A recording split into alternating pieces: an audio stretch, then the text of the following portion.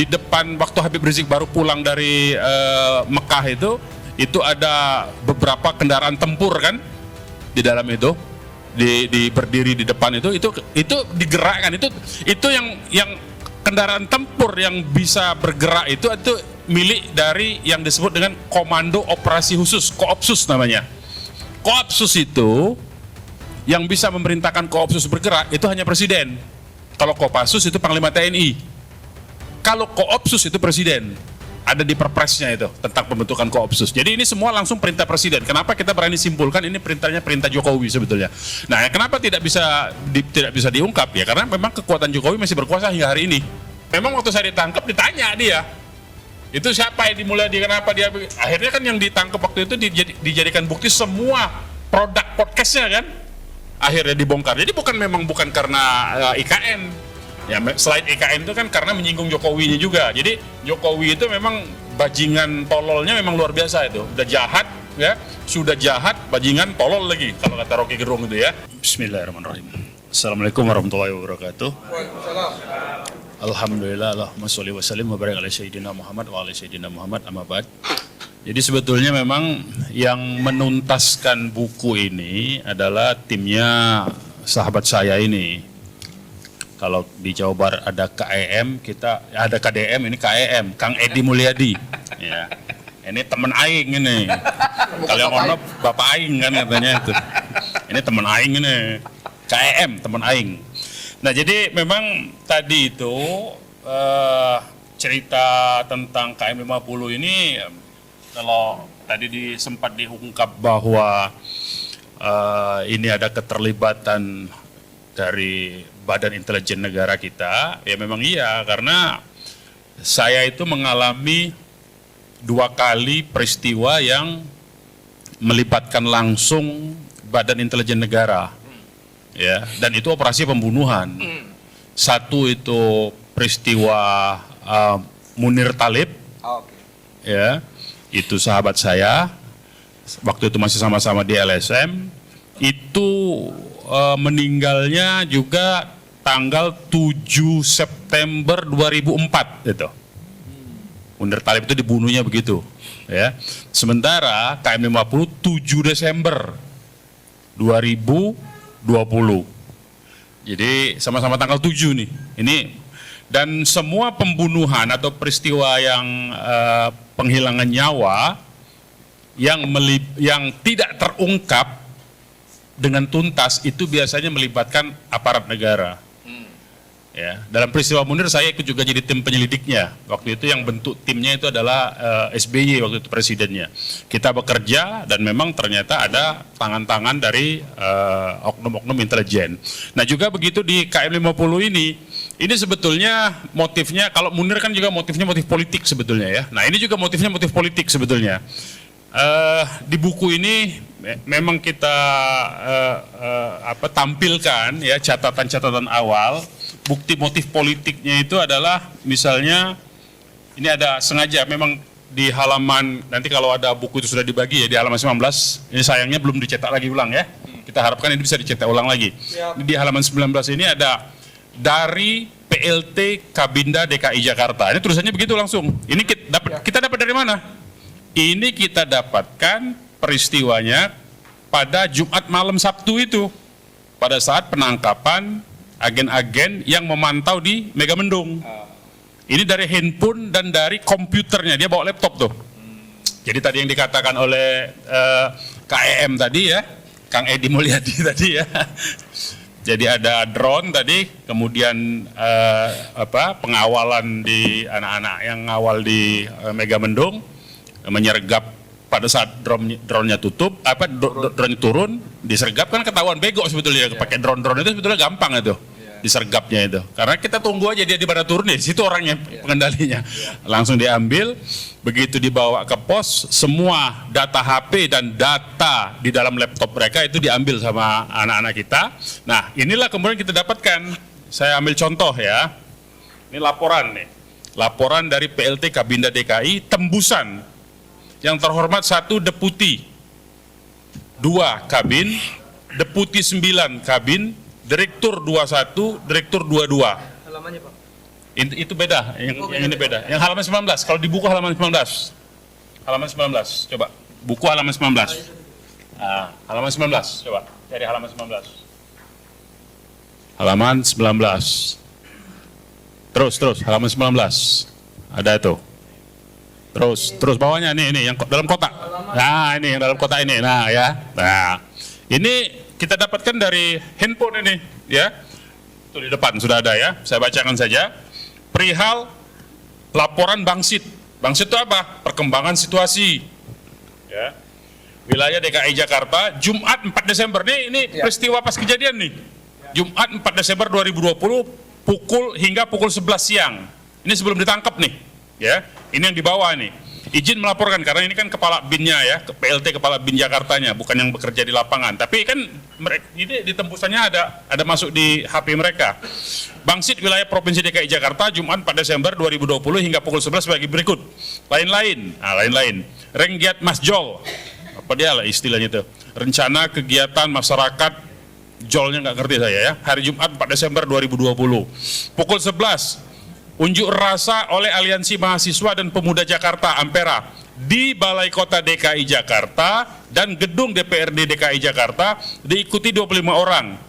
Dipimpin SAD Putra, tuntutan meminta Anies Baswedan mundur dari jabatannya karena tidak tegas dan gagal dalam penanganan pandemi COVID-19. Ya, tuh. Itu pertama laporannya. Laporan kedua. Pukul 13, Unras oleh Forum Aksi Mahasiswa 212, dia pakai nama 212, di kantor pusat PT Pelni Jalan Gajah Mada, diikuti 30 orang, dipimpin Avandi, tuntutan aksi menyikapi pernyataan Komisaris PT Pelni Kristia Budiarto tentang status positif COVID-19 Gubernur DKI Jakarta. Ya, itu yang kedua. Nah, di bawahnya lagi, ini ada lagi nih, ya, sama, kepada yang terhormat, itu ini WA, ini dari WA ya, Pak Bonar Panjaitan tuh di paling ujung tuh ya, Pak Bonar Panjaitan. Kepada yang terhormat Kasatgas Delima dari Kabak Ops Delima, kepala bagian operasi ya, perihal laporan briefing harian Satgas Delima pada 4 Desember 2020, nah hari yang sama itu sebelum ditangkap ya, pukul 17.55. Nah ini pada saat kita berkumpul di Megamendung itu, ini sedang dimonitor nih. Sampai ini kan pukul 18.15, ini belum ditangkap nih, karena ditangkap itu menjelang maghrib tuh ya, agen-agen. Di Posko Satgas Delima Tebet, Jakarta Selatan, berlangsung briefing harian Satgas Delima, dipimpin Kabak Ops dan dihadiri 4 orang. Selanjutnya dapat dilaporkan sebagai berikut. 1. Kabak Ops menyampaikan sebagai berikut, tim Jaksik. Nah, Jaksik itu penjajakan situasi, ya, dan perkembangan. Terus melakukan pemantauan di sekitar markas syariah Megamendung. Nah itu yang ditangkap tuh yang itu tuh, ya. Tim Jaksiknya itu tuh. Dan terpantau adanya kontra dari personil BAT Intel FPI, ya. Untuk itu harus lebih hati-hati dan waspada. Ya ini waktu ini menjelang ditangkap itu karena 18.15 tuh. B. Tim Lidik Monas Pendalaman PT Bahana Prima Nusantara, pemenang proyek revitalisasi Monas. Jadi ini yang kedua ini apa? Yang B itu. Yang B itu adalah waktu itu Gubernur DKI Jakarta Anies Baswedan itu melakukan proyek revitalisasi Monas. Dan Anies itu pada awalnya mau dihajar dengan isu korupsi ya ini. Sebelum isu korupsi formula itu, formula pembangunan formula di Ancol itu ya. Nah, kemudian tim propaganda. Nah, jadi mereka punya tim propaganda. Produk propaganda konten hari ini 6 video. Mereka produksi itu.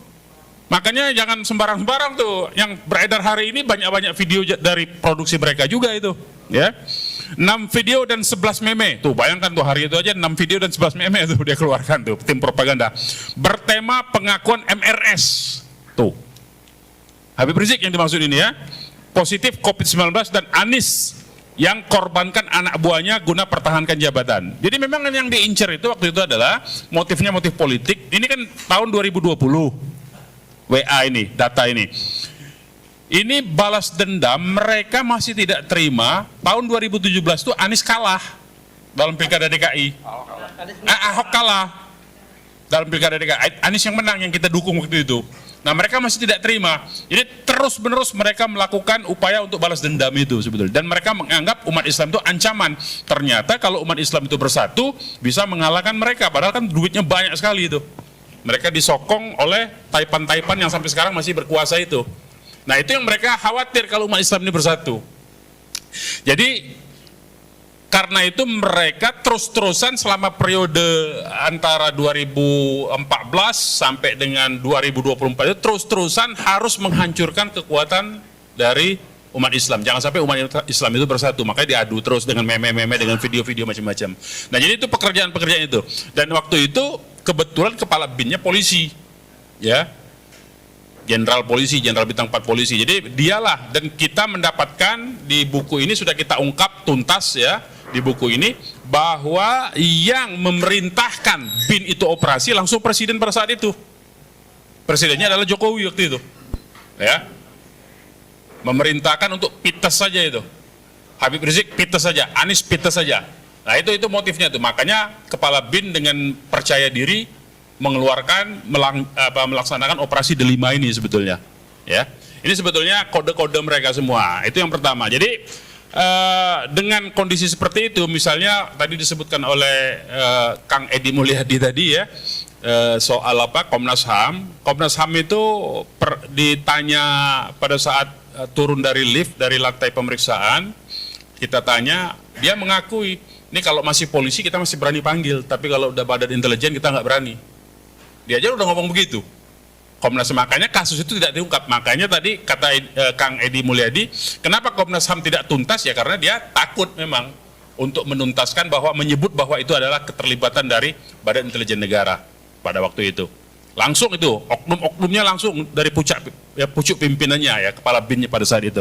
Nah jadi banyak sekali sebetulnya informasi-informasi yang disesatkan. Nah sekarang peran Kapolda pada saat itu dengan Pangdam Jaya pada saat itu apa? Itu tugasnya menyesatkan informasi. Jadi cara kerja mereka tuh yang satu membuat melakukan operasinya, yang lain menutupi operasi itu dengan cerita palsu. Jadi cerita palsu tembak menembak, ada segala macam, ada pistol dari anak FPI segala macam, itu bohong semua. Memang sengaja mereka buat itu. Dan itu kita dapatkan semua, informasi-informasi itu ada di buku ini semua, operasi-operasi itu. Nah jadi itu sebetulnya yang terjadi di dalam peristiwa KM 50 ini. Artinya yang mau kita tegaskan, peristiwa KM 50 itu betul-betul peristiwa operasi yang sengaja mentarget dan memang by design dari lembaga intelijen negara kita, ya. Karena itu kenapa misalnya setelah operasi itu, sebelum operasi itu bahkan ya, sebelum operasi maksud saya, sebelum peristiwa pembunuhan tanggal 7 Desember itu kan, saudara-saudara masih ingat semua, kita semua ingat, di depan waktu Habib Rizik baru pulang dari Mekah itu ada beberapa kendaraan tempur kan di dalam itu, berdiri di depan itu digerakkan, itu yang kendaraan tempur yang bisa bergerak itu milik dari yang disebut dengan Komando Operasi Khusus, Koopsus namanya. Koopsus itu yang bisa memerintahkan Koopsus bergerak itu hanya presiden. Kalau Kopassus itu Panglima TNI. Kalau Koopsus itu presiden, ada di perpresnya itu tentang pembentukan Koopsus. Jadi ini semua langsung perintah presiden. Kenapa kita berani simpulkan ini perintahnya perintah Jokowi sebetulnya? Nah, kenapa tidak bisa diungkap ya? Karena memang kekuatan Jokowi masih berkuasa hingga hari ini. Ya, kekuatan Jokowi sampai hari ini masih berkuasa. Data-data ini semua, ya, data-data tentang KM 50 segala macam. Ini waktu saya ditangkap diambil semua, padahal nggak ada hubungannya kan, saya dituduhnya teroris. Tapi peristiwa KM 50 yang diambil semua data-data saya. Habis semua hilang data-data yang terkait dengan KM 50. Hasil penyelidikan saya, data-data yang semacam ini tadi. Mana yang tadi? Coba tunjukin yang chat bin tadi itu. Yang saya kirim tadi. Itu. Ini semua.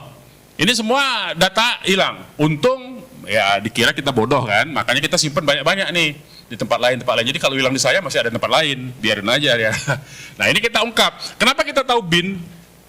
Jadi begitu kita ungkap data-data, di sini juga kita keluarkan kartu-kartu anggota BIN yang ditangkap ya waktu di Megamendung itu ada di halaman berapa? Coba cek. Ada tuh kartu-kartu anggota BIN. Nah, beberapa saat kemudian orang-orang BIN itu langsung semua kartu BIN itu nah ini di halaman 67-an. Coba Wan. Di halaman 67. Coba. Langsung aja ketik halaman 67 coba. Langsung bisa. Oh gitu. Nah, coba 67. Nah, 67.